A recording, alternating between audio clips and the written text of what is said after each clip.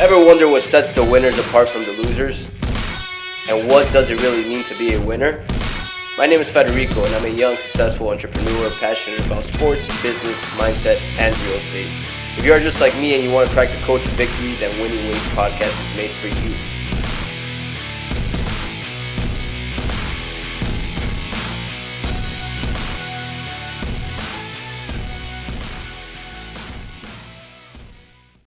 Yo, welcome back to Winning Ways with Fred. My name is Federico and I am your host.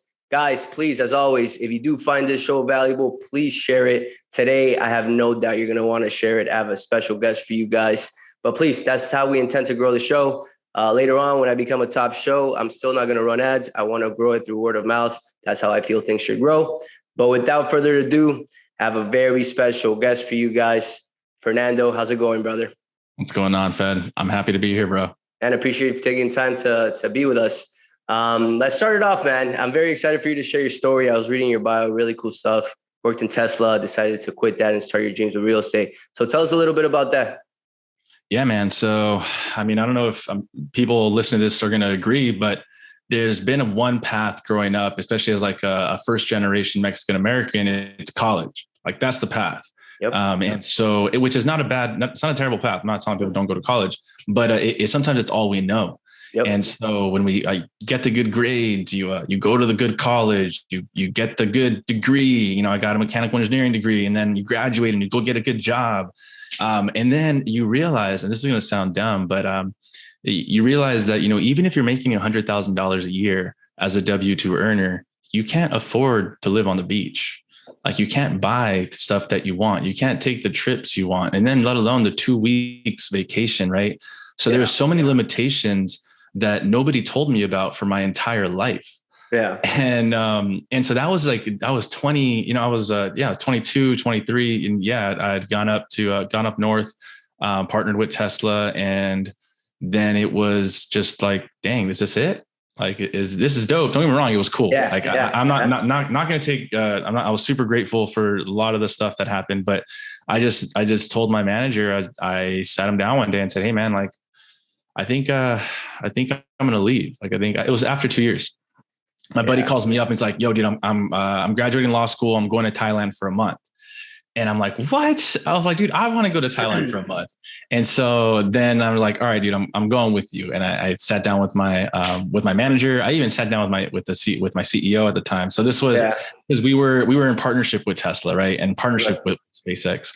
And so as an engineer, we had to help their engineers build out their line. So I worked on the Model 3 and I worked on the Model X before those cars even came out. Nice. Yeah. So then, dude, I told him, I was like, hey guys, like, I'm going to be taking off. Like there's gotta be more to life than just staying here. And then like, that's it. And my CEO, dude, he looked at me and he said, you're the first person who's ever left this job to ask for a meeting with me. And just so you know, like this door's open anytime you want to come back. I love it. Yeah. So that's the story, dude. And then I became, I wish I could say I left entrepreneurship after that. I traveled for a year, worked in Barcelona at a hostel. Nice. When I got back, I got another W-2 job because I didn't know about entrepreneurship. Of course. How did you find out about entrepreneurship? Just really quick. Like, how did you get it? Yeah, bro. Honestly, a very similar story. I'm not an engineer, but this is why I'm excited to have you on the pod, man, because you had an engineering degree. You had everything that I'm Colombian, man. So my family was the same way. Go to school, get a job, finance, doctor, lawyer, something that's going to provide safety for you. And they do it with good intentions, right? Right. So I started off, graduated Florida State, got a job at Morgan Stanley. Did that for 6 months, man. The 9 to 5. Going every day. I was like, all right, man, I'm grateful for this. Most of my friends don't even have jobs or working somewhere else that's not as great as this. Yeah. Morgan Stanley, this prominent bank. What is this, man? 9 to 5, I'm making the same check every 2 weeks, no matter what I do, no matter how much effort I put. So then after that, man, I found a brokerage called New Western Acquisition, which was a wholesale brokerage. And I know New Western. Yeah, man. They throw you in the fire. Like, it's commission only. You got to learn the ins and outs of real estate within 2 to 3 months or you're out, especially at that time when real estate was really hot and wholesaling was really hot. Mm-hmm. And bro, I got into that. I was like, wow, this is great. I have my own schedule. I do my own thing. But at the same time, I still had a boss. And as I started making sales, man, I was like, why am I making 20% of a deal when I'm basically doing everything, right? Yeah. And so, man, one of my guys that was working there, we moved in together. We became partners, and we're like, bro, let's just do this by ourselves, which we did. And then at the time too, I created AF Sports because I told you earlier, like I was doing it in college, and it was a big success. And I was like, man, let's try this. I actually got the idea after going to an event with Gary Vee and Tony Robbins. They were just talking how Facebook, Instagram, and just social media itself is the future. And bro, I created AF Sports, not thinking much of it. I was like, man, this will be a side gig. It's fun. I love doing this regardless. And it started growing, man. I started doing well, word of mouth, and I started learning about ads. I took courses on how to run Facebook ads. And at the same time, I was growing my real estate business, which I got all the knowledge from New Western Acquisition. And that's how it all began, man. Like it's trial and error. You mess up, there's mistakes along the way and everything. But to me, it's worth it, man. Having the freedom to do whatever you want. And for example, man, what we're doing right now, if you have a 9 to 5, you can't do this. Yeah. You just, you hit me up and we're like, yeah, let's do it. It's 11:20 over here on my side. I know it's a little later over there. Yeah. Yeah, man. Yeah, no, but it's exciting, man. So tell us about what you did after your W-2 when you came back. Now you're in real estate. How's that going? Yeah. So man, after my second W-2, I worked there for 2 years and actually lived in Connecticut there, which was cool. So, I mean, again, a good gig, but at the end of the day, it was like, man, if I helped them, they wanted me to grow this new division. If I help them do this for the next 5 years, I was 27, I'm 30 right now. If I help them for the next 5 years, then like they just hand me a paycheck. And they say, hey, thanks for being a part of the team. Here's your paycheck. And then like everybody else who's a stockholder or who gets bonuses or who's a director level or whatever, they all got equity packages. Yeah. I'm putting money in everybody's pocket, which is cool. Like they did a lot of the work, but now I'm like, I'd rather start spending 5 years to put into my own life in my own pocket. And so then I hopped into entrepreneurship. I wish I could say I started in real estate. That's not where I started. I just kind of quit thinking I could figure something out on my own. And that's how it starts sometimes though, man. Yeah. So, and there's no right way to start. I think probably if you're listening to this, you're probably just feeling a certain pain. And the pain is you hit a limit on the income that you could make in the position, or the pain is that somebody's telling you what to do every single day, or the pain is you can't spend the right amount of time with your family that you want to do, or whatever the pain is, right? What was the pain that you had? You said, man, I just felt like there was more in me. And to be completely honest, it was like, man, I was making, I think it was like after taxes, $1,800 every 2 weeks. And I was like, really, is this it, man? Like there's way more to it. Like you said, man, it's like, it's like, and like they glorify making 6 figures nowadays, right? Making $100,000, like you were saying, it doesn't get you shit. Like if you're a big thinker, you want to aspire to be somebody, you want to contribute to the world, save, maybe help with poverty one day, dude, having a W-2 and a 9 to 5 isn't going to cut it. And I just have big goals. So that was the pain I was feeling. Right. Yeah. And so you know it, dude, like that's, so you felt that. And then you said, I got to do something about this. Mm-hmm. And I wouldn't recommend this for everybody, but I was in a position where I could, take off, and I had a good 6 months, 8 months cushion. Yeah. And so I was able to go off on my own and then, massive ups, massive downs. I would say massive downs to start.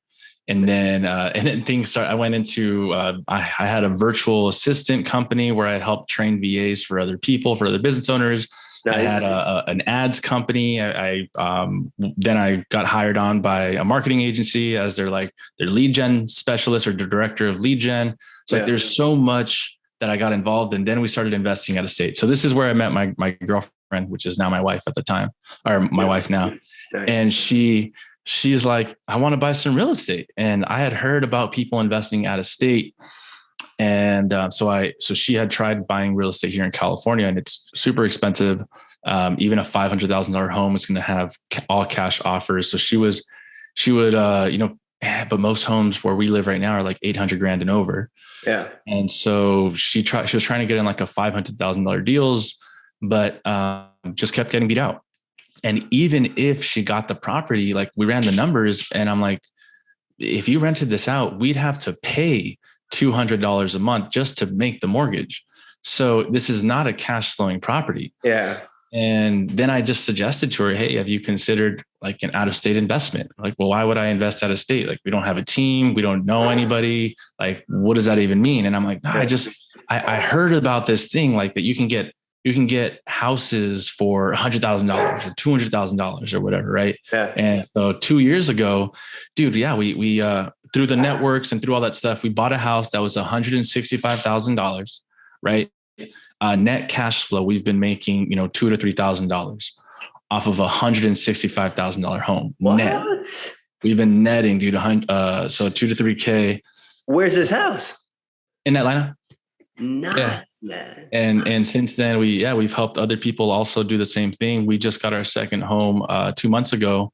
That one, even in these high interest rates, bro, is still making $2,000 net. The one we bought 165, that one's now making $3,000. So it's wild, dude. And I'm in contract with on 3 other properties. So even in these high interest rates, we're still hitting over $1,000 net cash flow. So it's out there. And that's what motivated us. We're like, holy shit, we're doing it. But the problem was that people are saying, settle for $100, $300, $500 cash flow, right? Yep. We didn't want 10 properties to cash flow 1,000 properties. That's not what we wanted. Yeah. We didn't manage all that. Imagine if you had 10 properties that only cash flowed $100 and something broke down in each of those properties. You're screwed. Yeah. Screwed. So that was it, dude. That was our mindset. And now we're running full throttle with it. Dude, and one thing that I want to point out there, it's kind of your go for it mode there. You said, hey man, to your girlfriend, why don't we look out of states? Not even knowing about it. Right. So you're saying when you met her, that's when you got into real estate. Then she had these ideas of buying houses in California. They're expensive as hell there, just like here in Miami. Yeah. So you got to look elsewhere when you're smaller and you're starting up. That's how it goes. You just got to get creative with it. You can't get stuck, right? And you looked out of states. So how was the process of finding the deals? What'd you guys do? Yeah, finding the deals. We had learned about wholesalers, but we were intimidated. Right. And there's gonna be different types of entrepreneurs on here where some of you are going to be like, fuck it. Yeah. Let's grab a property that's beat up and let's work with wholesalers and let's go for it. For us, we were a little intimidated by that because we were already taking the risk of going out of state. Yeah. We didn't have a rehab background, a contractor background, nothing. So I couldn't estimate anything. So we started with a real estate agent. Right. Yeah. And we got, I would say through the network, we got connected with a real estate agent who had worked with investors. Okay. So this agent became our advisor. And this is something I totally recommend that if you don't want to work with wholesalers or you're not getting coached by wholesalers or by your own, what other coaches, go find a real estate agent who can be your advisor, who has already worked with investors. So they're going to tell you what zip codes are good to buy in. If you want to get into multifamilies, if you want to get into rent by the rooms, or you want to get into short-term rentals, right? They're going to be the ones who are going to guide you to making the best decision. Right. So that's how we got into it, dude. We got introduced to an agent out in Atlanta. Okay. Started telling them about what we wanted to do, optimize, try to get the maximum cash flow for certain things. He in Atlanta specifically, maybe this is in other areas, they have homes that have basements. Yeah. So on Zillow, it's just crazy because you'll see on Zillow, it'll say a 900 square foot home. Yeah.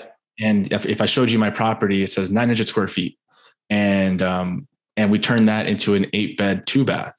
So we broke up that entire property into 8 beds. And you might think bedrooms? I'm trying to think 900 square feet, 8 bedrooms. That's exactly it. How do you fit 8 beds in a 900 square foot home? Yeah. This is what people don't realize, dude, is that the Zillow doesn't capture the bottom floor. Huh. The tax records don't capture the bottom floor because the bottom floor was never meant to be livable square footage.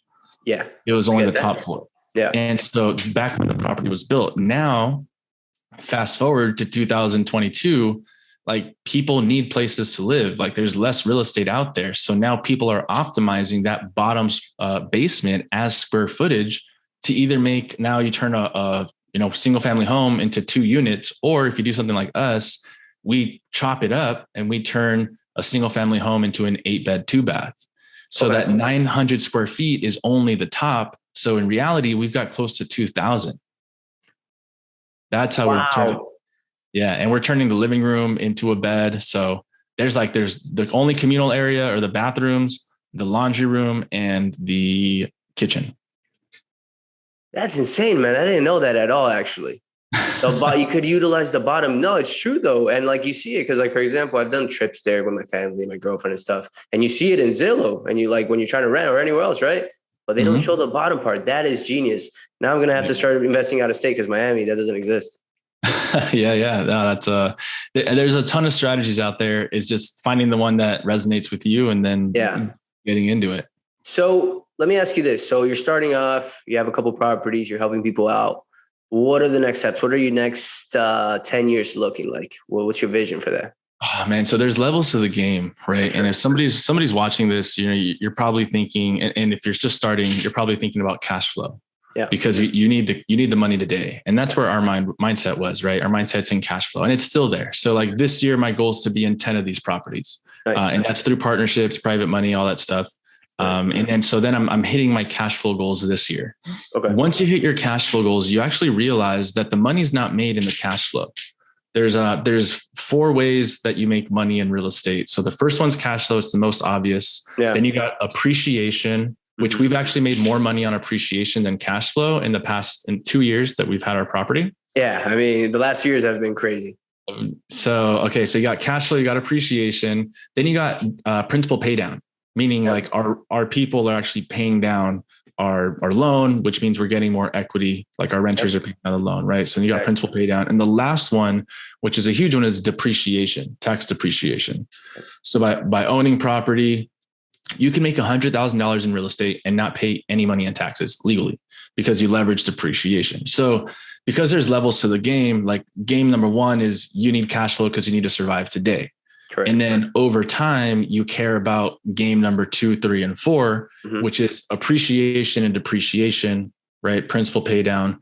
You start understanding, okay, how do I get into those levels? Yeah. And so did you mention, are you at that point where you're now thinking, how do I offset my income by getting into some higher value plays? Less cash flow, but it's going to be more, appreciation or more depreciation. Where are you at right now? Right now with the economy, I guess we could both say this, we're heading towards a downturn. So I am focused on cash flow right now. Okay. What I was primarily doing was wholesaling. I have a couple of rentals, and what I was also doing is wholesaling, right? And doing flips. But flips are getting really tight.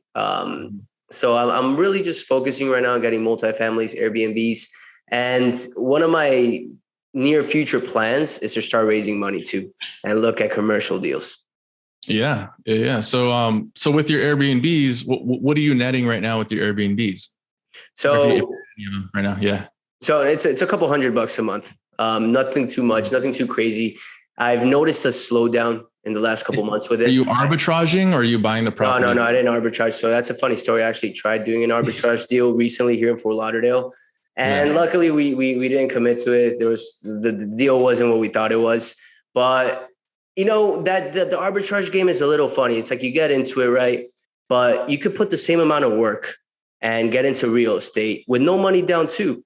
Just do creative financing. There's seller financing. There's subject to. There's a lot of ways to get into real estate and private capital. If you're gonna put in the work to do arbitrage Airbnb, which is you're going out trying to find the owners to rent the house for you and getting that spread, why not put the work in and actually start building long-term wealth, doing creative financing and all that? I gotta admit, a lot of what I've learned, I don't know if you follow him. I do recommend you follow him. Anybody listening here, Pace Morby. Yeah, dude, Pace is dope. No, I got his course too. Pace is the man. Like I've been following him for a long time. I'm in his Discord. I'm in his mentorship group. I've learned a bunch from him. And you see 18, 19-year-olds, no money in college doing great deals. Mm-hmm. So the Airbnb arbitrage model. Yeah. The Airbnb arbitrage model. Like there was a point where I was like, hey man, this might be attractive. But then I shifted my mindset. Even Airbnb, man, like it's like I'm in that point right now where I want to think a little bigger, right? Mm-hmm. If you can get into a single family duplex, triplex, it's daunting to look into a 12, 15 unit apartment. Yeah, because it's more money. It's a little tougher, I guess you could say. But the process the work that you got to do is really similar. Right. Right. And so with your multifamilies, or are you in multifamilies right now? No, not yet. I want to get into multifamily. Got it. So I'm curious with the numbers, because I don't own any Airbnbs, but I'm always curious. So you should always compare, right? Yeah. Models out there. Yeah. And so how much did you have to on the purchase, on the rehab? So let me give you a deal here in Sarasota that we have one here, man. It's in downtown, like 15 minutes away from the beach, walking distance from downtown. We got a great deal. We got it for $244, right? We got to rehab it. We had to put like 70 grand into it because we had to do roof, kitchen, everything. It was a mess. And, but the ARV right now sitting is 420. So automatically we have equity with it. Yeah. So what we did is we bought it, we refied out, we got a good rate, we got a good mortgage. Our mortgage is sitting around $2,000. That property itself, when we analyzed it, we were saying it was going to make around $250 a night with 80% occupancy. Things have shifted a bit, to be straightforward. We are cash flowing, but again, a couple $100 when we did the analysis early on before any of this whole stuff happened and the recession's looming. Right. We were projecting to make anywhere from $1,100 to $1,200 a month. Now, one point to make here is that it is slow season. In Florida, it picks up big time in September through March. All the snowbirds come into town. So we got to wait it out. On an average, we're still doing well. But that's one where we did. And we typically, so I have a partner up in Tampa. You pulled all your money out though on that deal? We refied. And you were able to, with no money in the deal. You weren't left with any money in the deal, or did you leave a little bit of money in the deal? No. So we paid cash, we refied out, and we left money in the deal. We left around like 45 in the deal. Okay. So you're looking at like 45 all in the deal, and you can always, So if you wanted, to get more cash flow, but you're good. I mean, that's not bad. So 45K all in, you're looking at like maybe average in a year, $500 a month in cash flow. Sure. Right now. Are you managing it yourself, or do you have a team? My partner's not girlfriend, it's his wife now. Like she does it. She used to do it. She's a mom now. So we just gave her, we're going to get a VA to start doing this. Cause as you scale, it's easier to have a VA to like organize all this. But for now we're doing it with her, giving her a couple bucks, helping her out, and just doing that there. Cool. When we start growing, we'll probably start looking into VAs. But like I said, like my mindset's shifted a bit in the sense, like I want to start raising capital. I have the connections to do it. I have a lot of investors that do it, that could guide me. And they've told me, right, why don't you do it? When I started off wholesaling, for example, when I left New Western Acquisition, you signed a 2-year non-compete, right? But I kept 3 or 4 of them that were really close to me. And I was like, hey, man, like we'll work together. Please don't say anything, whatever. It turns out the non-compete didn't matter at all because I talked to a lawyer. In Florida, it doesn't exist. Yeah. It was a guy literally just trying. Yeah. The guy was literally just trying to like scare us. And bro, with these guys, I've built a relationship where it got to the point where I was like, hey, Jack, I found this deal. It will cash flow you around $1,200 a month, blah, blah, blah, blah. He trusted me, and he still trusts me to the point where like, if I tell him that, he's going to wire me the money, tell him to send the contract. No sight unseen.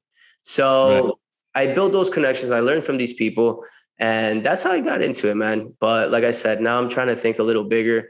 One point you made, man, it's like when you're starting off, right? People that are younger, graduating college, especially right now, man. And this is why I like having people like yourself in the pod, because they could see ahead, right? It's hard to compare yourself to Pace Morby or Grant Cardone when you're 22, getting out of college. But they see Fernando here. Hey, man, this guy has a normal life. He was an engineer. He traveled. And look at him now. He's 30. He's starting to crush it. He's finding ways to amplify his profits.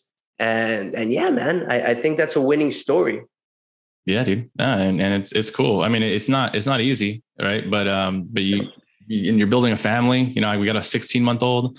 So thanks, bro. So you're trying to just live the life that I deserve. I want to live. I believe I want to live. Right. Same thing. Like, and that's what we're working towards. Yeah. So let's talk about that a little bit, man. Cause I think that's a big key here. Entrepreneurial and like the game and the habits that you have to create, especially now you're married and you have a daughter. Now your time's consumed big time by your family. You want to spend time with your daughter. How do you manage that? How do you balance work, trying to build this business, and also spending the time with your loved ones? Yeah, dude, it's like you're trying to set different points of what you could accomplish based off of like time that you give to them and time that you give into your work. Yeah. And for the past year, it was cool because I was working maybe like 4 or 5 hours a day, taking Fridays off, and I was chilling. Right. And you could coast, and I was able to I have other businesses as well. So like there was income coming in. And so we were living like a very good life that I can dedicate to my family. Cause my wife was, my daughter was born obviously last year. So like my wife needed a lot of help. And I was able to help out in that regard. And then, like you said, though, like the habits, like there's no excuses at some point. Like you got to wake up earlier. and you got to wake up early on Saturdays, and you have to wake up earlier on Sundays. And then you still have to go through the whole day. It's definitely challenging, but that's it. Like, you're building habits of the habit of waking up, getting a workout in, getting the key work in terms of like what I need to accomplish, writing down this is a big habit that I've adopted. Yeah. I create 90-day goals. I have my 90-day goals. I break it up to 90, 60, 30 days. And then from the 30 days, I create my weekly goals. So on Saturday or Sunday, I already know what I'm doing for the whole week, and my calendar is already booked. Nice. And so if you didn't get on my calendar the week before, there's very little opportunity that you're going to get on my calendar that week. Yeah. And so that is the biggest and most valuable habit I've ever had, that I've ever instilled in myself. Nice. Hopefully, does this answer your question a little bit? Yeah, man. Yeah, this is great, honestly, because I think habits are so important and they're so overlooked, right? Like little things what you just said, man. Plan your week, wake up early, work out. Yeah. And the workout isn't like, I'm not over here working out for 2 hours like that. Yeah. That's not realistic. Right. Yeah. I have pull-up goals, right? I have pull-up goals. I have sit-up goals, or I have push-up goals. And so I know every day I just need to get closer to this goal, like this and this and this. And so I can do it every morning. I can do it on the mornings. I can do it at night. Just building that habit. Yeah. Cold showers. That's a mindset development. Yeah. So like people are like, why do you take cold showers? Like, that sounds like it's cold. Like, yeah, that's part of mindset development. That's the point. You put yourself in uncomfortable positions more often, so that when you find yourself in a real life uncomfortable position, your body and your mind could potentially already know how to handle those situations. Exactly. Yeah. Have you heard of 75 Hard? I have. Okay. Seems gnarly. It is, man. I'm actually in my second round. I'm on it right now. I'm in day 59. I did it last year as well, but it was life-changing, man. It was tough at first, right? Because I was a big partier. I loved drinking, Yeah. And you do the 75 days and you're like, all right, let's go drink. Let's go eat. I'm big in desserts. I love a cookie. That it shifts you, man, because your body just changes so much that once you go back to it, it makes you overthink it. Like my hangovers are terrible now too, but definitely something I recommend, man. It's a 75-day process, and then it's 3 separate parts of 30 days. So in total, you're doing around 165 days, half the year. Yeah. But that's pretty it develops all these habits, man, that you're talking about. Yeah. I get you. So that's it, dude. And no, there's still challenges, man. There's challenges because it's about like, how much time am I giving to my wife? How much time am I giving to my family? Right. And it's not perfect. We're trying to build that balance of like, how much work and time do you put into, producing income, right? Getting your other properties, hitting like my income goals and then like, am I still taking my wife out on a date? Am I still giving her massages? Am I still doing those types of things? I'm still bringing her gifts. Yeah. Still cooking dinner. So it's that balance, man. And it's not perfect, but I'm getting there, I'm getting there. I also feel like the partner you choose as an entrepreneur, especially knowing they have to know ahead of time too, that like you're going to grow, you're going to get busier, you're building a business. So one day they won't have to do, so we could have wealth, we could have freedom, but it's going to take some sacrifice too. Right. Yeah. And I just want to touch on that a little bit, dude. Cause she was my girlfriend at the time when I quit my job.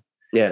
And at the time when you're boyfriend and girlfriend and you quit your job, it doesn't really directly affect the other person. Yeah. But if you're married and you don't have a job, like it directly affects the other person. Yeah. Or if you're married and you want to decide to be an entrepreneur, like even if you're a W-2 earner. So if anybody watching this, if you are a regular worker and you want to make a shift in your life, like exactly what we're saying here, your schedule is going to change, right? The time every day, if you're watching Netflix with your girl, that time is now going to be, you're putting in your work to watch video courses and YouTube, listen to podcasts. And guess what, dude, whose time are you taking away from that?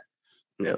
Your significant others, or it could be a girl watching it too, right? And who do you think is going to get pissed? Like they're going to get pissed, and because you're eating women. No, oh man, I feel bad. No. So it's an adjustment, dude. Because they're not going to feel like they're a priority. Yeah, man. And so that's been the hardest thing.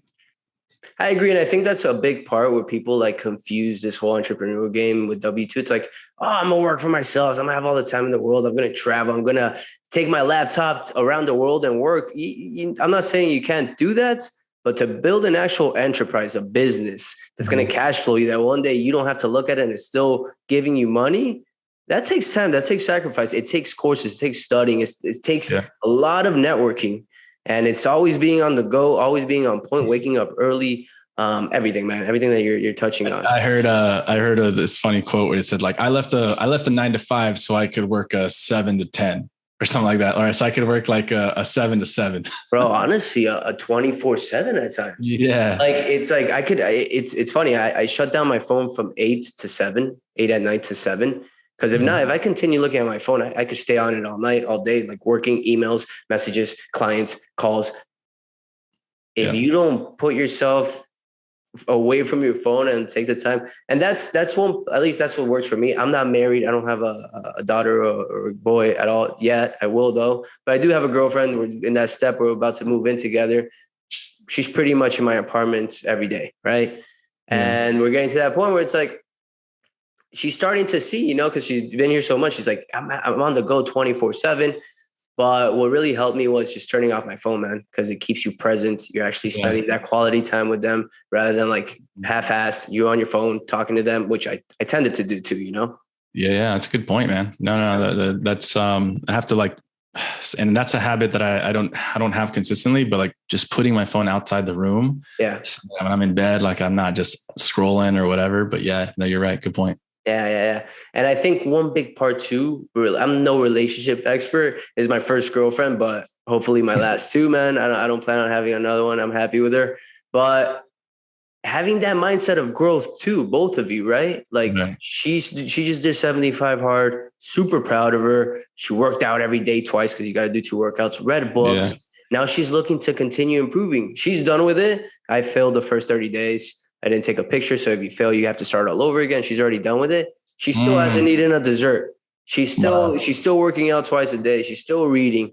And that's on you to make sure that you help her, right? Because if you can't be bringing dessert home, or you can't be going out and like just stuffing your face with dessert. I mean, you could, right? But you're like tempting her. Yeah, exactly. It's like your spouse wants to stop drinking because she was an alcoholic, and then you're over here like, well, yeah, you need to stop drinking. You're like, you're not helping each other out. Yeah. No, exactly. It's maintaining those habits, kind of being aligned with knowing that you're trying to grow, and it's time to. We're young, man. I'm 27. You're 30. We're not that far off. Like, we had our fun, man. You just you did Thailand. You did all that. I'm sure you partied when you were young. I did. I know I did. I traveled a bunch.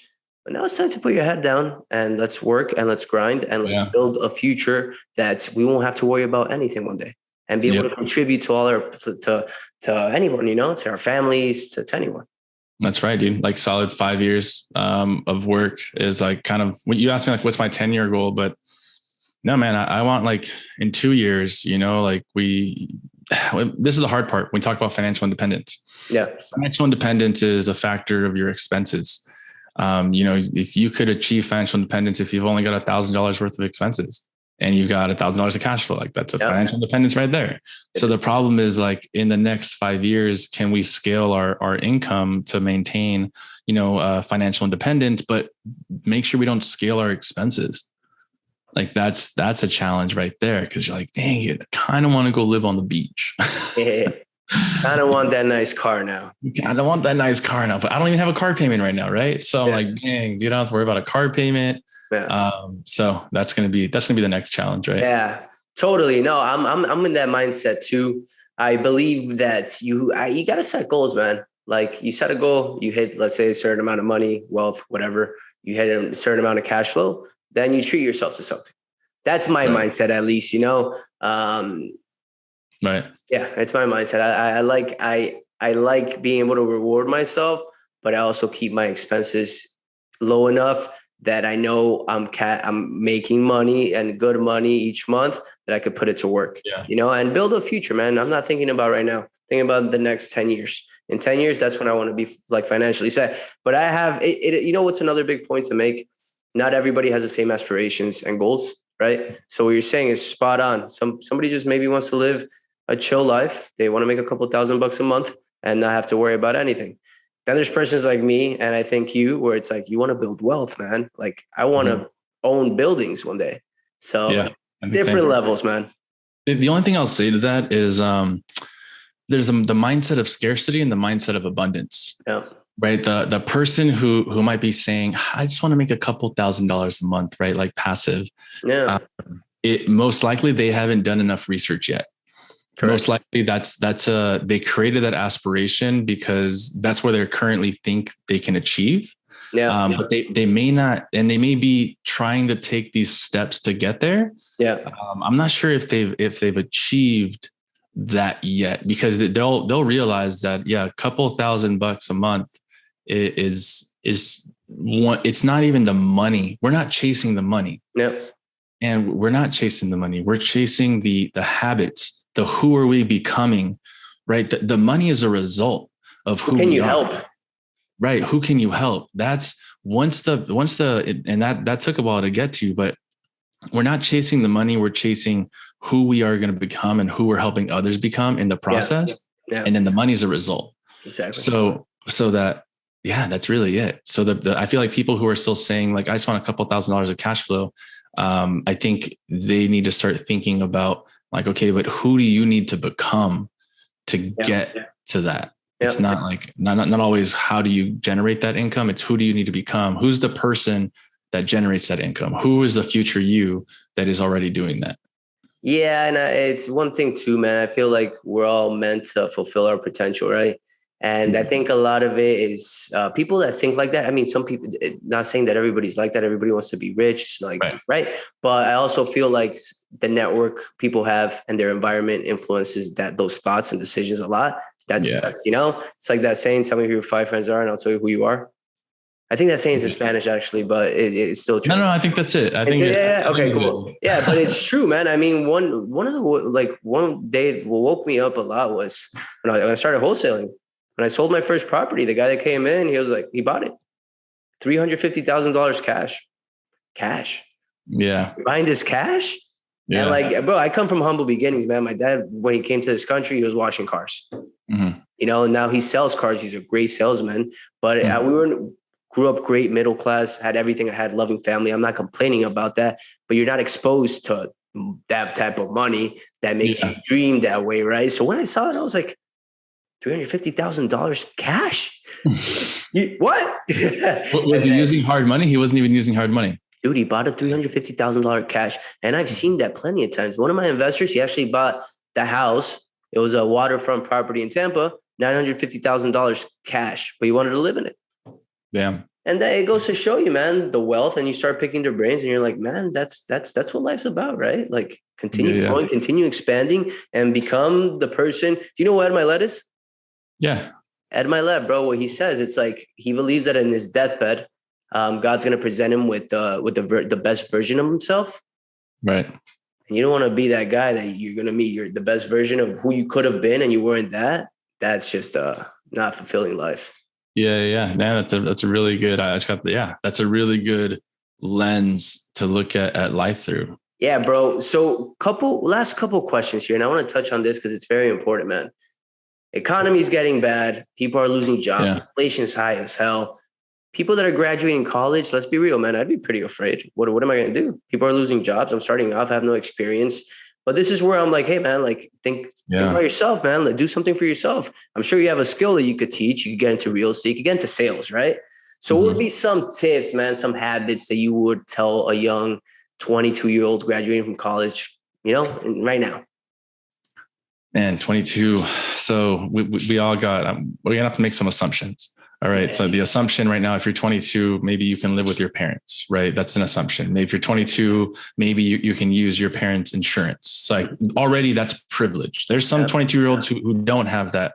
That some of them are just going to have to be at a job that they're not happy with, but they need to because they need to help their parents. So we're making some assumptions here. I don't want to exclude anybody, but let's say everybody though has extra time. Yeah. So in that extra time, going back to who are the top 5 people you hang out with, those people don't have to be alive. Those people could be books. They could be podcasts, right? Like who are you consuming? I was in a Jim Rohn Listen to Jim Rohn, dude. Yep. Start with Jim Rohn. Mm-hmm. Jim Rohn was in my ear. He was my best friend. The first person I listened to when I woke up, person I listened to in the middle of the day, person I listened to at night. Like he was the person that spoke to me the most. Nice. Jim Rohn. And so it sounds like you listen to Ed Milet. So it's finding these people that can start to fill your mind with stuff that you just can't fill your mind with right now. I mean, this podcast is kind of one of them, but it just starts there, dude, because there's two things, right? There's external growth and there's internal growth, right? But internal growth is probably where I would focus. Yep. That's probably where I would say, don't worry. I mean, there's external skills that you can acquire, but the internal is the most important, right? The mindset, the internal belief that you are enough, that you are worthy, that you can achieve whatever you set your mind to. Like that's the practice. And then after that, you can just go, once you have the belief in yourself, even if you're 22, and, just out of college, you don't have these skills, you practice that belief and you listen to the things that give you that internal belief. Yeah. And then you can go out and acquire the skills that you need to do what you want to do. Yeah. Yeah, man. That's spot on. I think your internal game, your mindset, and your beliefs and your values determine your actions. It's as simple as that. If you don't believe in yourself, you're not going to do much. So, man, I couldn't agree more with that. Jim Rohn, I've listened to Jim Rohn a lot, but my guy, I got to say, it's Tony Robbins, which Jim Rohn taught Tony Robbins everything. So I'm big. Actually, I just finished one of his events this past weekend, Unleashing the Power Within. Little things like that, man. That's like not everybody does. And then they ask, man, why are you so ahead? Or why are you so, peaceful and all that? It's like, cause I'm putting myself out there, trying to learn from the best. Right. And I think first what you said is spot on, man. Learning how to control your thoughts, how to think, how to network really well. The money's going to come if you have those too, man. It was a pleasure having you on the show. Yeah, man. People, please share this. They gotta know his story. That's what you do. That's what winners do. I mean, they don't settle. He started in Tesla. He was an engineer making six figures. He quit, was lost for a while, and look at him now fulfilling his dreams. So, man, thank you so much again. Where can they find you? What's your website? What's your social media? I'd say, dude, just find me on Instagram or TikTok. It's right here at It's Fernando Corona. That's what it is for both TikTok and Instagram. I'm probably the most active on Instagram, but from TikTok, you can find me there. But I'd say that's the best way. Awesome. Yeah, guys. And this, his Instagram and everything will be on the notes. And thank you so much for coming on the show, man. And looking forward to having you again. Have a good one, bro. Ever wonder what sets the winners apart from the losers? And what does it really mean to be a winner? My name is Federico, and I'm a young, successful entrepreneur passionate about sports, business, mindset, and real estate. If you are just like me and you want to crack the code to victory, then Winning Ways podcast is made for you.